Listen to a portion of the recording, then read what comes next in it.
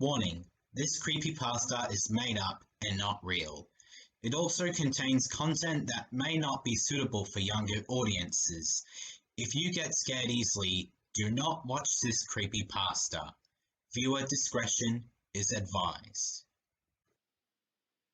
I am a Powerpuff Girls fan. I loved it ever since I was little, and I loved the girls themselves.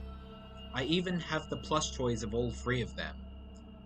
However, one episode stays in my mind, and it can't leave me alone. It was August 28th, 2021, 5 days before my birthday. I was minding my own business, watching Powerpuff Girls videos and music videos on YouTube. At that moment, my sister came into my room. "Can I help you?" I asked. "I found this DVD and I thought you would like it so here," my sister replied. I took a clear look at the DVD, and it was a Powerpuff Girls DVD. It was titled as Paranoia, which is a title for one of the episodes. I was interested in watching it, so I slammed it in my portable DVD player and the DVD menu came up. I pressed play all and I watched the following episodes: Him Diddle Riddle, Film Flam, All Chalked Up, Stray Bullet, Nana of the North, Get Back Jojo, Keen on Keen, Not So Awesome Blossom, Paranoia, and a weird title, Frightday the Hurting. I didn't really understand the title, though it sounded familiar later on. The intro played normally, but the theme music played in reverse. When it showed the title card, the text was in red.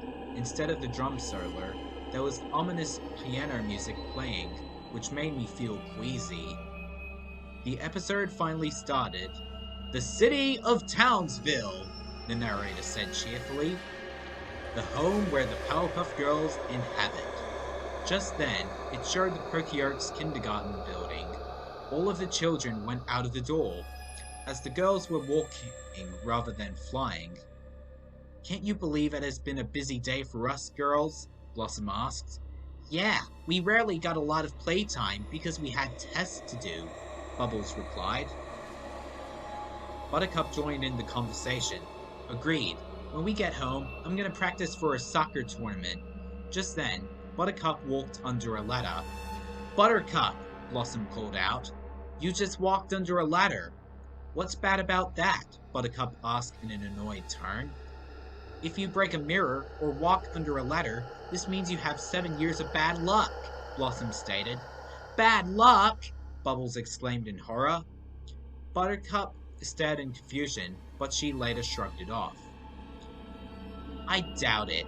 Bad luck won't even terrorize me," Buttercup said, breaking the silence.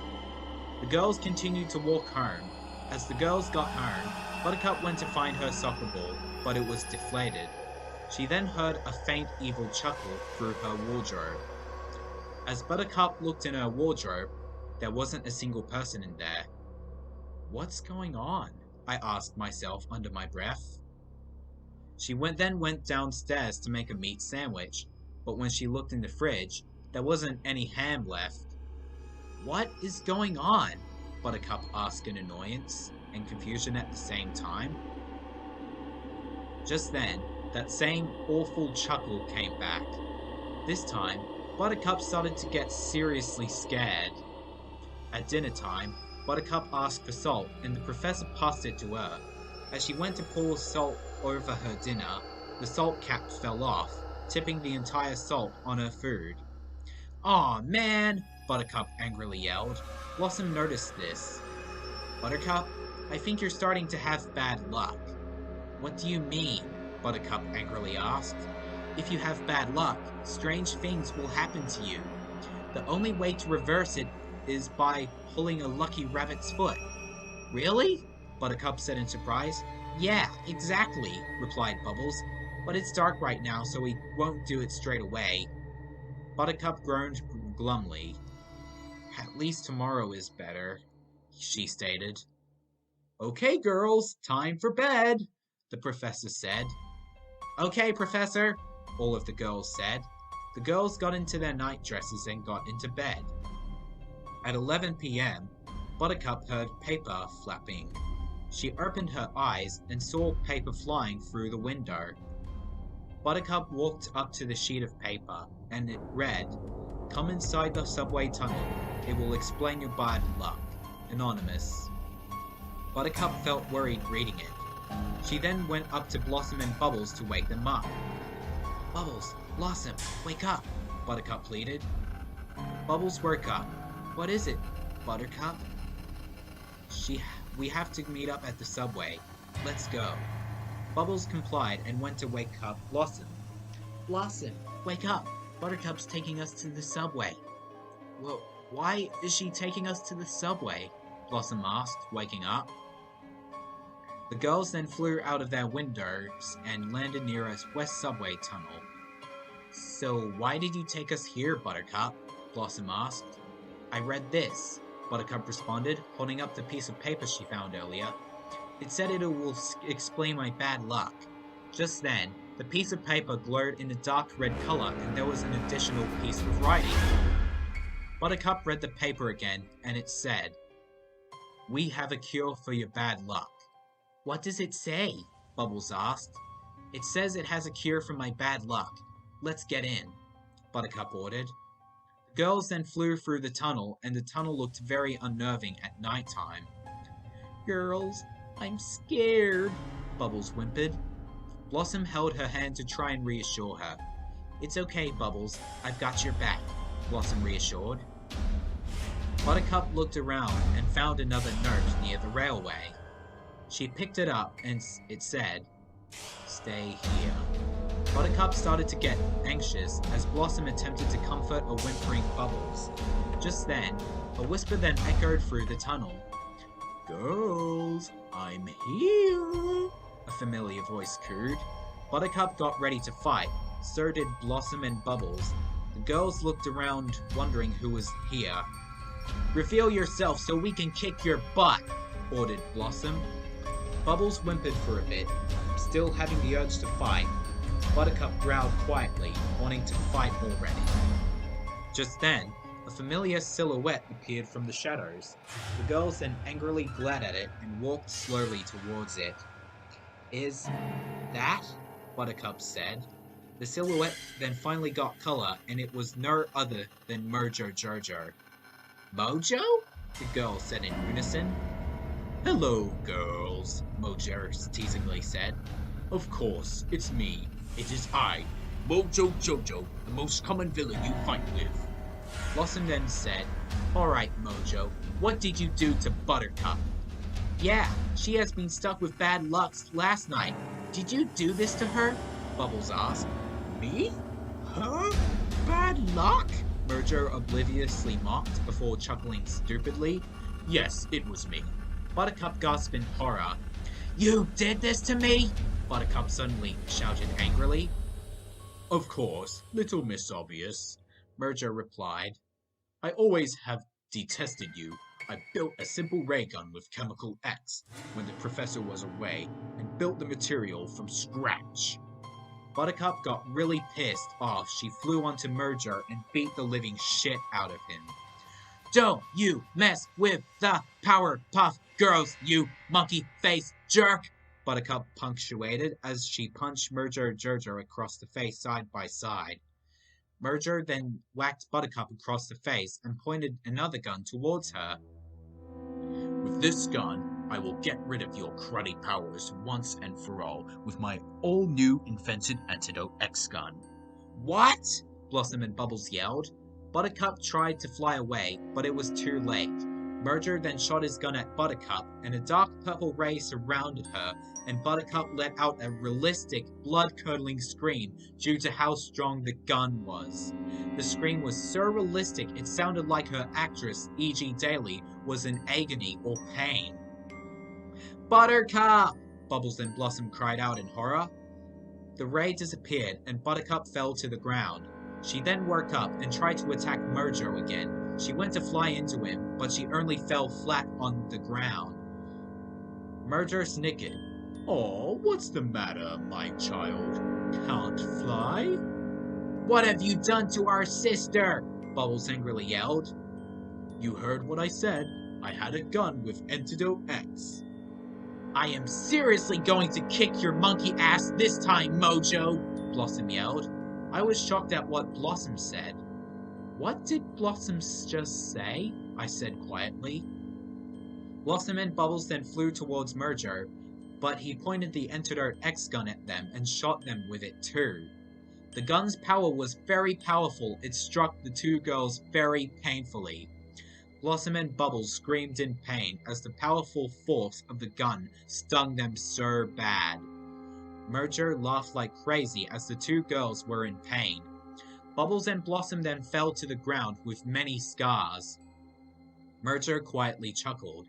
He then held up a red hourglass-like machine. It's time for the ultimate showdown, Mojo sinisterly said. Mojo pressed one of the buttons and a cyan ray surrounded him and the girls. Just then, he and the girls transported into his lair. Mojo then grinned evilly with his eyes glowing red. Buttercup was still awake, but Blossom and Bubbles were unconscious. Girls, get up! Mojo has transported us to his lair, Buttercup told her sisters. Bubbles and Blossom did so, and they realized they were in Mojo's lair. Hello, girls. Did you have a good sleep? Mojo mocked, his voice now sounding distorted and demonic. Blossom growled, We're going to finish you off, Mojo. Oh, really? Mojo asked. Well, in that case. He pressed another button on his red machine, and everything turned dark. Bubbles shrieked and held on to Blossom. Oh, Bubbles, it's just the dark, Blossom reassured again. Buttercup looked around and heard faint women's screams. What is happening? Buttercup asked in concern. Just then, he heard men screaming. This freaked out the girls more. Mojo, what are you doing? Buttercup angrily ordered. Just then, the lights came back on. Boy, it was so heartbreaking and disturbing. Mojo turned the lights back on, and it showed most of the Powerpuff Girls' friends and family all deceased. The blood was faint, but it was still noticeable. The bodies were those of the Professor, Miss Keene, the Mayor, and Miss Bellum. Blossom was shocked. No, no, no! Blossom cried. Bubbles suddenly sobbed out loud. Her crying wasn't very cartoony. It sounded like her actress, Tara Strong, was very depressed. Buttercup was in disbelief. She was close to crying. The Professor, our friends, Buttercup moaned. Her sad face grew into an angry glare. Let's get him, girls! Buttercup ordered. The girls ran towards Mojo, as they can't fly due to being affected with Antidote X. Mojo then pressed another button on his machine, and a large trapdoor then opened on the girls, and the girls fell, screaming for their lives. See you next fall, Powerpuff Girls, Mojo called out. Mojo then laughed evilly and walked away. The girls were still falling, and they realized they were falling near an ocean full of poison. The girls then fell in the poison and coughed loudly. As they continued coughing, their faces started to fade to a mix of red and grey. Bubbles then retched on the poison, looking seriously sick. Her eyes were swollen, and her cheeks were also swollen. Just then, the girls then dropped their entire bodies and to the rest of the poison.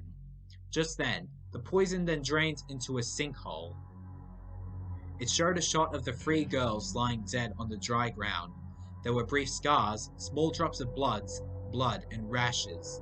Just then, Mojo's voice was heard. So, for the very first time, the day is conquered, thanks to Mojo Jojo! Mojo proceeded to laugh maniacally, but was not seen. It then ended with a shot of the girls lying on the floor in a bird's eye view, as Mojo can be once again heard saying, Happy Friday the 13th. I was appalled. The episode's title was a play on the day Friday the 13th. Instead of the pulsating heart background, it showed a pulsating skull background, which would be used for the Rowdy Rough Boys in the episode Custody Battle. The narrator was even heard sounding depressed. Oh, how horrible! Why did the girls have to go? So, the day is conquered, thanks to Mojo Jojo! Instead of the girls appearing, it showed Mojo Jojo laughing crazily. "Curse you, Mojo Jojo! I hope you pay!" the narrator said before crying loudly. His sobs sounded real. Yes, it had the classic narrator's voice tone, but the way he was crying sounded real. Just then, the credits rolled. Instead of the ending theme by Biss, the guitar solo of Lynyrd Skynyrd's Free Bird played, but in a demonic effect. That gave me chills down my spine. It didn't show the Cartoon Network logo, but instead, it had a disclaimer. This episode was made with help from Matthew Thompson. This episode has aired on September 13th, 2002 for Friday the 13th. However, due to the complaints from parents, this episode has been pulled and deleted due to the dark nature. Thank you for reading this. I was shocked. I opened up my portable DVD player and took the disc out. I have seen enough shit for today. I threw the DVD away. That night, I didn't sleep for 13 days. I told my sister about the lost episode on the DVD, and I showed it to her. Fortunately, she believed me. Actually, I threw the DVD out after I showed it to my sister. Whatever are you going to bump into when you insert a newly discovered DVD?